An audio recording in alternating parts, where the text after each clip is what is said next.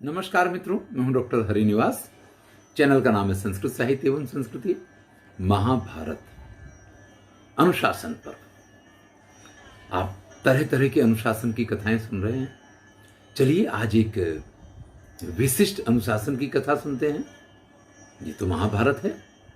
यन्न भारते तन्न भारते, ऐसा कुछ भी संसार का कोई ऐसा विषय नहीं है, कोई ऐसा घटनाक्रम नहीं है, कोई ऐसा विचार नहीं है जो यहां पे विद्यमान ना हो। अष्टावक्र के विवाह की ये कथा है।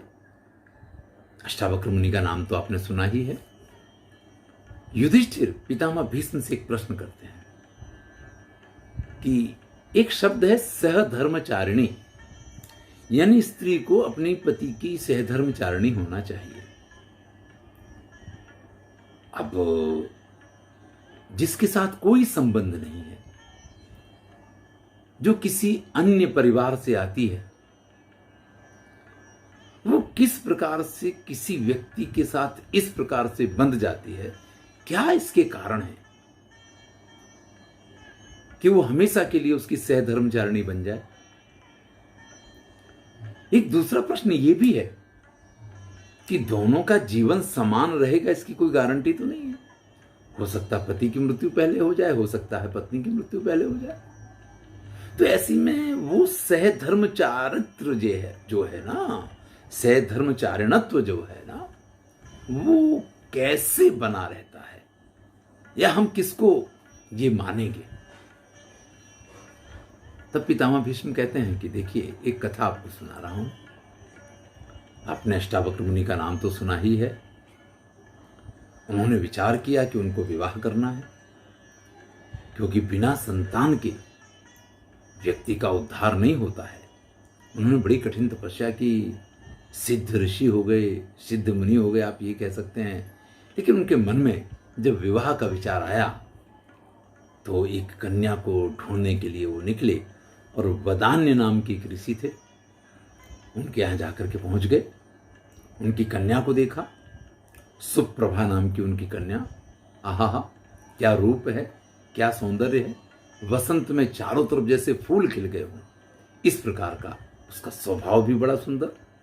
यानी कई बार ऐसा होता है कि व्यक्ति सकल सूरत से तो बड़ा सुंदर होता है, लेकिन स्वभाव से ऐसा नहीं होता है। उस कन्या को देखते ही अष्टावक्र ने कहा कि अगर विवाह करूंगा तो इसी कन्या से करूंगा। वदान्य ऋषि से उसका हाथ मांगा।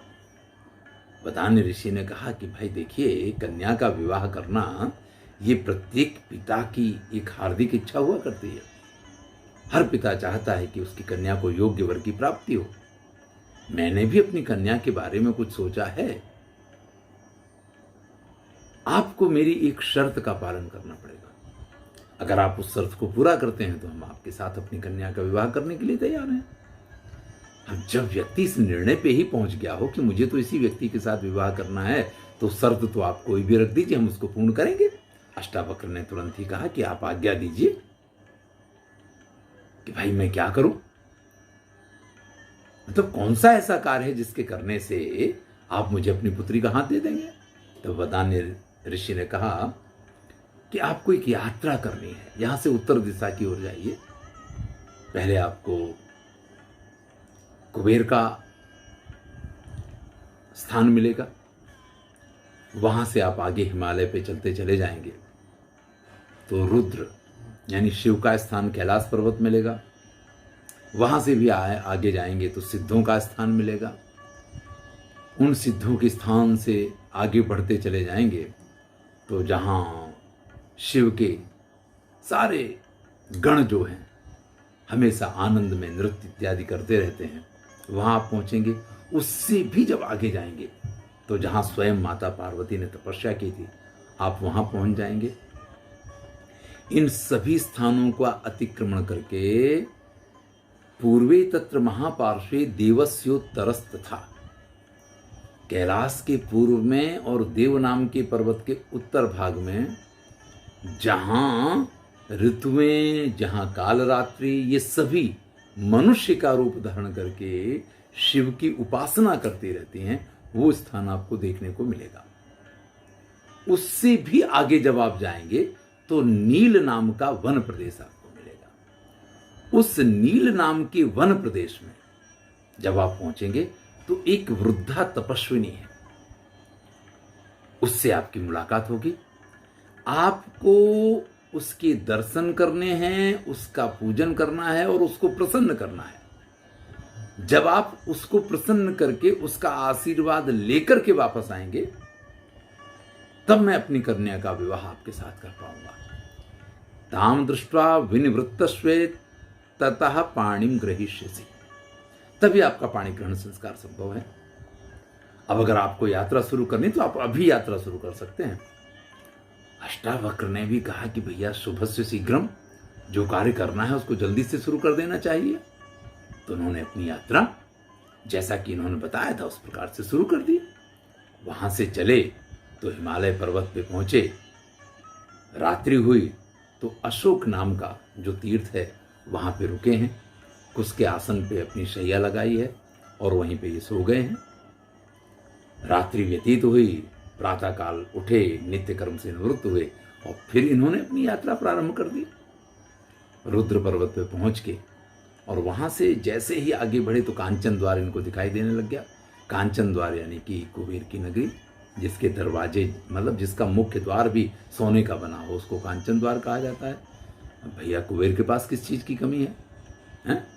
तो उनके यहां जाकर के पहुंच गए। आपने महाभारत की कथा में भीमसेन जब पद्म लेने गए हैं, कमल, सुवर्ण कमल लेने गए हैं, वो कथा सुनी थी। उसी सुवर्ण कमल यहां उल्लेख किया है, तत्र सा राक्षसा सर्वे ये भी रक्षन्ति पद्मिनी। वहां कमलों को जहां सारे राक्षस उनकी रक्षा किया करते हैं, उस स्थान पे जाकर के पहुंच गए हैं। वहां आपको मालूम है कि उन सब राक्षसों के जो मुख्य हैं वो मणिभद्र हैं। तो मणिभद्र इनका स्वागत करते हैं। ये मणिभद्र से कहते हैं कि जाइए और कुबेर को बताइए जाकर कि अष्टावक्र जी आए हैं। तब मणिभद्र कहते हैं कि आपके आगमन का समाचार मिल गया था, इसलिए स्वयं महाराज कुबेर यहीं आ रहे हैं आपसे मिलने के लिए। असौ वैश्रवणो राजा स्वयं आयाति तेंतिकम, वो स्वयं ही आपके पास आ रहे हैं।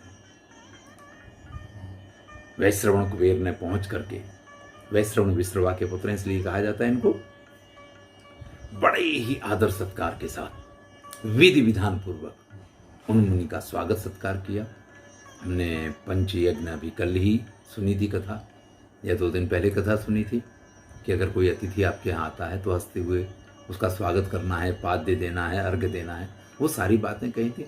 उन सारे नियमों का पालन करते हुए और फिर उनसे कहते हैं कि मुझे नहीं मालूम है कि आपका आगमन किस हेतु हुआ है, आपका स्वागत है, हमें आज्ञा दीजिए कि हाँ आपकी क्या सेवा करें।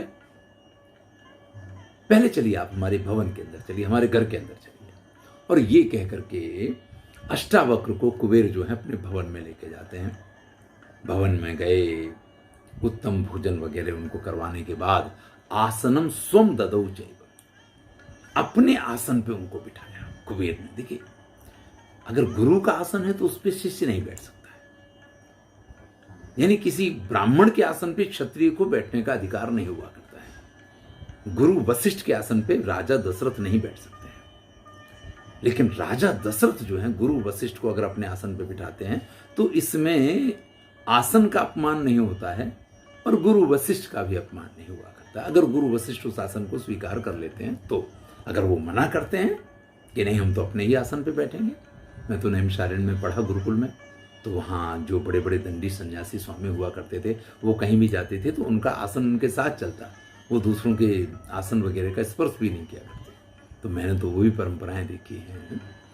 तो यहाँ अपने आसन पे उनको बिठाया है और पाद्य अर्घ वगैरह से उनकी पूजा करने के बाद जब वो बैठ गए, विश्राम हुआ, तो उनसे कहते हैं कि अगर आपकी आज्ञा हो तो हमारे यहाँ बहुत सारी अप्सराएं हैं, तो कुछ नृत्य गीत आदि शुरू किया जाए। तो उन्होंने कह दिया ठीक है भैया, आपको जो भी आपकी प्रक्रिया है उस प्रक्रिया में जो करना है आप कीजिए। मुझे ना तो इसका कोई विरोध है, ना ही इसकी कोई रुचि है। तुरंत ही मिश्रकेशी, उर्वशी, अलम्बुषा, घृताची, चित्रा, चित्रांगदा, मनोहारा सुकेशी सुमुखी हासिनी प्रभा विद्युता प्रश्न सभी अप्सराएं वहां उपस्थित हो गई। फिर तो क्या है, एक के बाद एक, एक के बाद एक, एक के बाद एक नृत्य हो रहा है, संगीत चल रहा है। इस पूरी गांधर्व विद्या का वहां प्रदर्शन किया गया है। और इस प्रकार से दिव्य ऋषि उपासितम अथ प्रवृत्ते गांधर्वे, इस गांधर्व यानी इस नृत्य गीत और संगीत के इस कार्यक्रम में देवताओं का एक वर्ष यानी एक दिव्य वर्ष व्यतीत हो गया। ऋषि भी आराम से उसका आनंद ले रहे हैं, खाओ पियो मजा करो भाई, इससे अच्छा तो कोई वो ही नहीं हुआ करता है। जब 1 साल हो गया तो वैश्रवण ने ये कहा कि देखिए मुनिवर, आप हमारे अतिथि हैं, आप हमारे यहाँ पधारे हैं, 1 साल से ये कार्यक्रम चल रहा है। अगर आप कहते हैं कि अभी ये इसी प्रकार से चलना चाहिए तो ये ऐसे ही चलता रहेगा। अतिथि पूजनीयस्त्वम इदम च भवतो गृहम, आप हमारे अतिथि हैं, आप हमारे पूज्य हैं, ये आपका अपना घर है। सर्वम आज्ञाप्यमासु परवंतो वयं त्वयि, हम सब तो आपके पराधीन हैं, आप आज्ञा कीजिए। लेकिन संभवतः आपको समय का ज्ञान ना हो तो हम बता दें कि 1 साल व्यतीत हो गया है। तब वो ऋषि कहते हैं कि ठीक है भैया, आप इसको बंद कर दीजिए।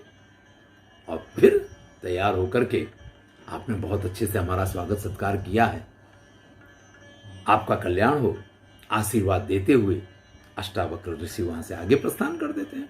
उनकी यात्रा फिर आगे शुरू हो जाती है। नियोगाद अद्यास्यामी वृद्धिमान वृद्धिमान भव, जाते जाते ऋषि फिर से आशीर्वाद देते हैं कि आप जैसे समृद्धिमान हैं और भी इसी प्रकार से आपकी समृद्धि बढ़ती रहे। और फिर उत्तर दिशा की ओर उन्होंने आगे प्रस्थान कर दिया है। कैलासम मंदरम हेमम सर्वान अनुचचारः, फिर तो जिस प्रकार से रास्ता कहा गया था, कैलाश पर्वत पे पहुंचे हैं, वहां से आगे सिद्ध तीर्थ में पहुंचे हैं, और वहां से भी आगे बढ़ते हुए और जिस स्थान का जिक्र किया गया था उस वन प्रदेश में जाकर के पहुंचे। बड़ा ही रमणीय वन प्रदेश है, वातावरण इतना सुंदर है, पक्षी कलरव कर रहे हैं, चारों तरफ वातावरण है। वहां एक सुंदर आश्रम दिखाई देता है। ऋषि उस आश्रम में पहुंच गए। जाके आश्रम में पहुंचे तो वहां एक बड़ा ही दिव्य भवन बना हुआ है। अरे भैया, अभी ये कुबेर के यहां रह के आए हैं, लेकिन इस भवन को देख के इनको लगता है कि कुबेर का भवन भी इसके सामने कुछ नहीं। विचार करते हैं कि आज हम कहां रुकेंगे भाई, इतना सुंदर भवन सामने हो तो क्यों ना यहीं चला जाए। तो उसके द्वार पे जाकर के आवाज लगाते हैं, अरे भाई है कोई घर के अंदर। फिर तो क्या था, इनकी आवाज को सुना और अंदर से दौड़ती दौड़ती 7 कन्याएं बाहर आती हैं। नाना रूपा सप्त विभो कन्या सर्वा मनोहरा, और ये 7 की 7 कन्याएं जिन्होंने तरह तरह के स्वरूप धारण कर रखे हैं।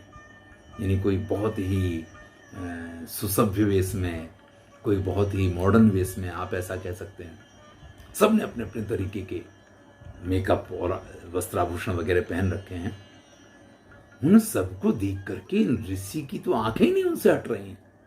याम याम पश्यत कन्याम वही सासा तस्य मनोहरत, वो जिस जिस कन्या को देखते हैं वही कन्या ऐसी है जो उनके मन का अपहरण कर ले।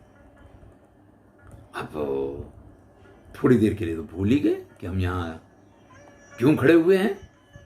फिर धीरे धीरे अपने मन को काबू में किया और उनसे कहा कि भाई हम एक अतिथि हैं और आज आपके यहां रुकना चाहते हैं। तो वो कन्याएं बड़े आदर के साथ उनको अंदर लेके गई। अंदर जाकर के ऋषि पहुंचे हैं तो एक वृद्धा स्त्री इनको दिखाई देती है। वस्त्र आभूषण और उन सब से तो बड़ी ही देदीप्यमान है, लेकिन उसका स्वरूप जो है वो वृद्ध है। वृद्धाम पर्यंकमासीनाम सर्वाभरण भूषिताम, आभूषण तो एक से एक, कोई नवयुवान स्त्री ना पहने ऐसे उसने पहन रखे हैं। लेकिन उसके शरीर को देखो तो वृद्धावस्था। उस वृद्धा ने स्वयं उठ करके अष्टावक्र का स्वागत किया, इनको पाद्य अर्घ आसन वगैरह दिया और उसके बाद इनको बिठाया। जब ये बिल्कुल स्वस्थ हो गए, भोजन वगैरह हो गया, तो संध्या का समय हो ही गया था। रात्रि को इन ऋषि ने कहा कि भाई, आप में से जो स्त्री संपूर्ण रूप से अपने मन के ऊपर काबू रख पाए, वही स्त्री मेरे पास रुके यहां पे। बाकी सबको यहां से चला जाना चाहिए। कोई भी स्त्री यहां मेरे भवन में नहीं रुकेगी। अष्टावक्र ने ये कह तो दिया। वहां जितनी स्त्रियां थीं सभी उनकी परिक्रमा करके निकल गए। बस वही वृद्धा वहां पे रह गई। अब रात्रि का समय, अष्टावक्र जी शयन के लिए गए हैं। एक तरफ उनकी शैया है, दूसरी तरफ उस वृद्धा की शैया है। दोनों अपनी अपनी शैया पे विश्राम शुरू करते हैं।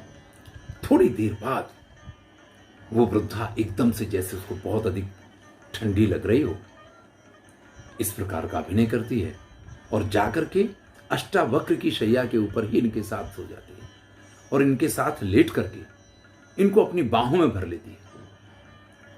अब अष्टावक्र वो तो बिल्कुल जैसे लकड़ी के बने हों। काष्ठ का कोई व्यक्ति हो तो उसमें क्या अंतर आने वाला है। उस स्त्री के स्पर्श से भी इनके मन में किसी भी प्रकार का विकार उत्पन्न नहीं होता है। लेकिन इसके आगे होता क्या है, ये कथा हम अगले वीडियो में सुनेंगे। कथा प्रसंग बड़ा महत्वपूर्ण है। देखिए, जीवन में अनुशासन सिर्फ संस्कारों से आता है। अष्टावक्र मुनि कुबेर के यहां एक दिव्य वर्ष, यानी देवताओं के 1 साल तक, हमारे 365 साल हो गए, इतने समय तक संगीत नृत्य वगैरह देखते रहते हैं, लेकिन मन में कोई विकार नहीं आया। यहां कन्याओं को देखा तो स्वाभाविक रूप से उनके प्रति मन व्यग्र हुआ, लेकिन इसका मतलब यह नहीं है कि उनकी इंद्रियां व्याकुल हो जाए। और यही संस्कारिता होती है। कल आपको वास्तविकता का ज्ञान होगा जब कल का वीडियो आप देखेंगे कि इस कथा का सार क्या है। तो आनंद लीजिए। अच्छा लगे तो मित्रों के साथ शेयर अवश्य कीजिए। मैं हूं डॉक्टर हरिनिवास।